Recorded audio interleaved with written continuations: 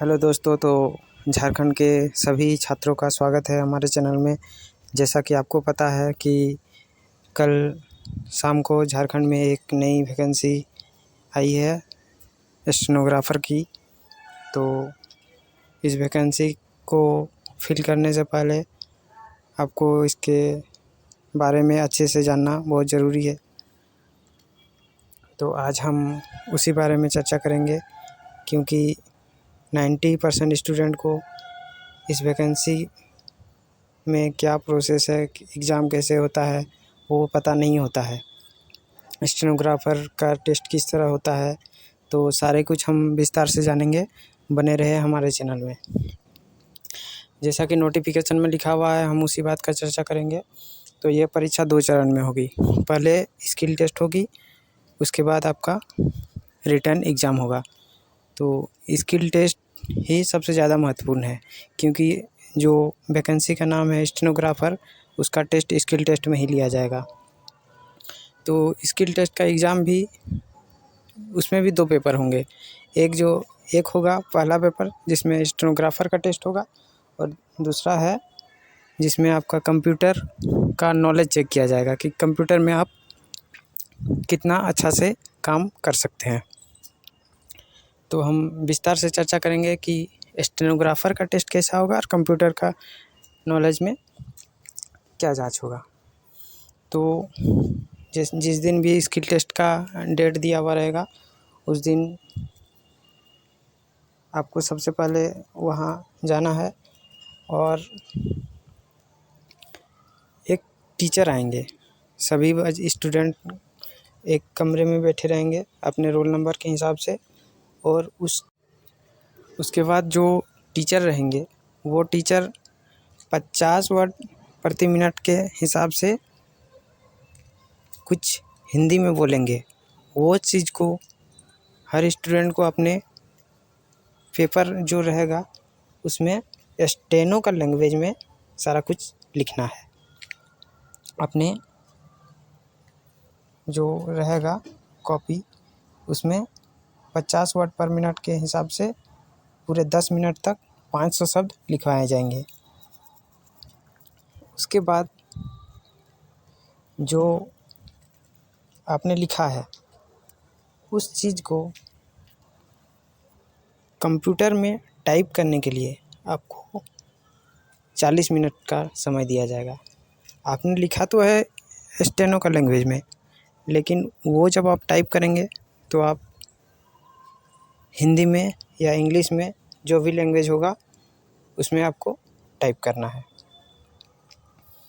तो ये दोनों एग्ज़ाम, ये पहला एग्ज़ाम यहाँ पर संपन्न होता है टाइप करने तक कि स्टेनो का टेस्ट हो गया। उसके बाद जो अगला टेस्ट होता है, अगला टेस्ट में होगा आपको कंप्यूटर का एबिलिटी चेक किया जाएगा कि कंप्यूटर में आप कितना कार्यकुशल है, कितना काम कर सकते हैं।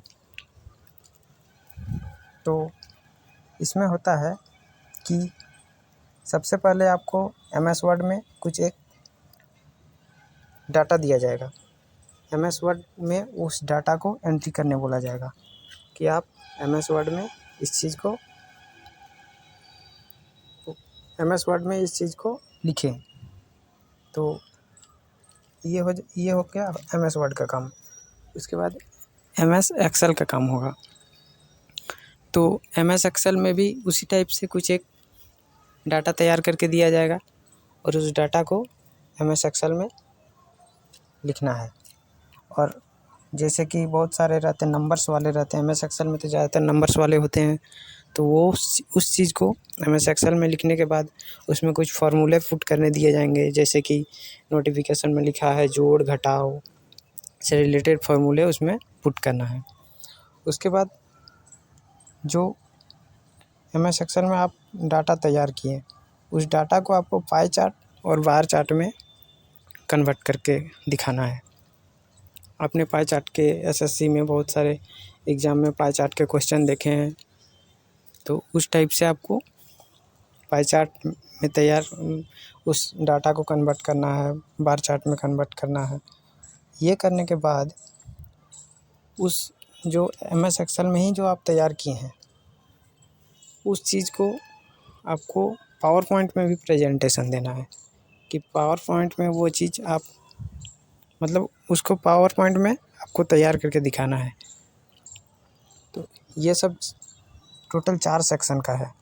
पहला सेक्शन में MS वर्ड में आपको टाइप करके दिखाना है जो आंकड़ा दिया जाएगा।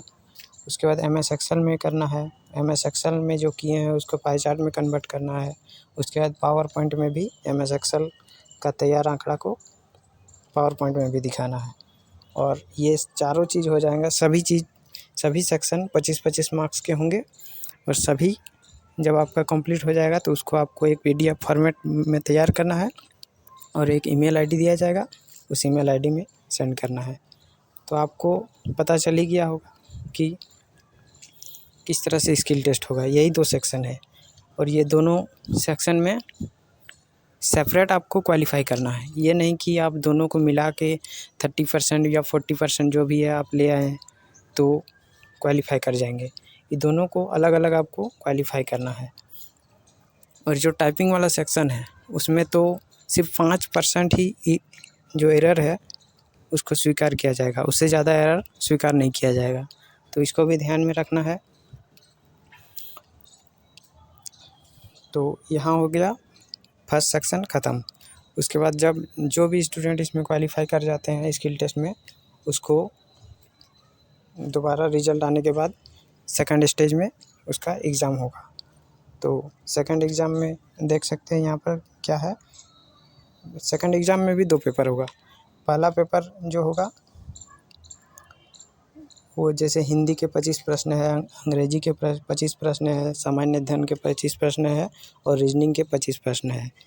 ये 2 पेपर होगा। इसमें पहला पेपर है और दूसरा पेपर जो है वो आप जिस तरह झारखंड के सारे एग्ज़ाम में एक लैंग्वेज पेपर दिया जाता है उसी तरह लैंग्वेज पेपर है। आपको जो भी अच्छा लगता है, हिंदी, खोट्ठा, कुरमाली, उर्दू, संथाली, जो भी है आपका, वो एक पेपर रखना है। और यही दोनों पेपर से मेरिट बनेगा, लैंग्वेज पेपर और एक कॉमन पेपर।